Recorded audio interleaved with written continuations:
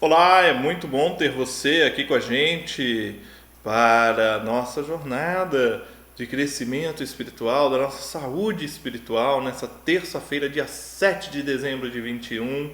Vamos à palavra de Deus, Hebreus 9, de 1 a 10, diz assim: A primeira aliança tinha regras para adoração, bem como um santuário terreno. Esse tabernáculo era dividido em duas partes. Na primeira ficava o candelabro e a mesa com os pães da presença. Essa parte era chamada Lugar Santo. Depois havia uma cortina e atrás dela a segunda parte, chamada Lugar Santíssimo. Nessa parte ficava o altar de ouro para o incenso e a arca da aliança, inteiramente coberta de ouro. Dentro da arca havia um vaso de ouro contendo o maná, a vara de Arão que floresceu e as tábuas de pedra da aliança. Sobre a arca ficavam os querubins da glória divina, cuja sombra se estendia por cima do lugar de expiação. Mas agora não é o momento de explicar essas coisas em detalhes. Quando tudo estava preparado, os sacerdotes entravam regularmente no lugar santo para cumprir seus deveres sagrados. Mas apenas o sumo sacerdote, e só uma vez por ano, entrava no lugar santíssimo. Ele sempre apresentava o sangue do sacrifício pelos próprios pecados e pelos pecados que o povo havia cometido por ignorância.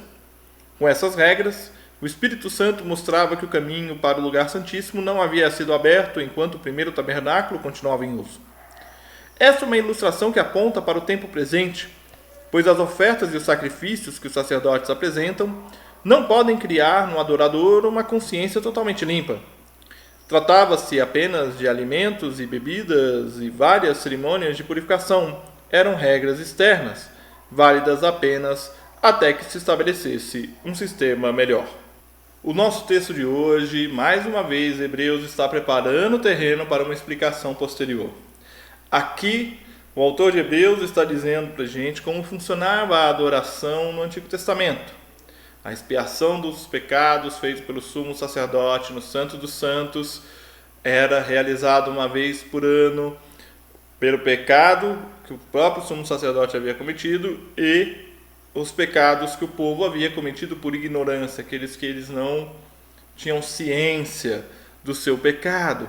E com essas regras instituídas, elas estavam ali para nortear a relação do povo com Deus. Sempre que falarmos destas práticas do Primeiro Testamento, nós não devemos fazer isso num tom pejorativo ou diminuindo estas práticas, por um motivo muito simples.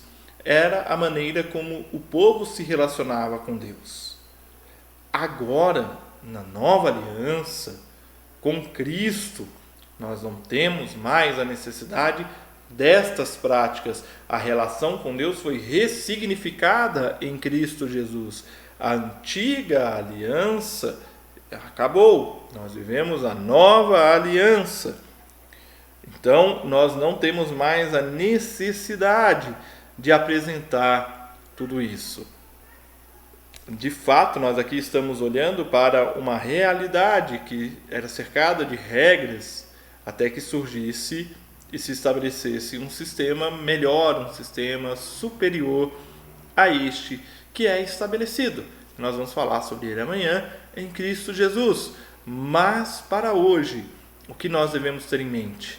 Nós devemos ter em mente que o nosso passado, a nossa história construída na relação com Deus, nossa e daqueles que vieram antes de nós, não deve ser jamais desmerecida, mas sim valorizada como testemunho de fé para nós hoje. Senhor, ensina-nos, ó Pai, a olhar para o passado e compreender a tua ação no presente. Ensina-nos a valorizar a nossa história e também a compreender que o Senhor está com a tua mão estendida sobre nós, a nos abençoar sempre. E que a graça do nosso Senhor e Salvador Jesus Cristo, o amor de Deus o Pai e a presença amiga e consoladora do Espírito Santo estejam com vocês hoje e sempre. Amém e amém. E nós continuamos juntos, aprendendo com Jesus a leveza de viver.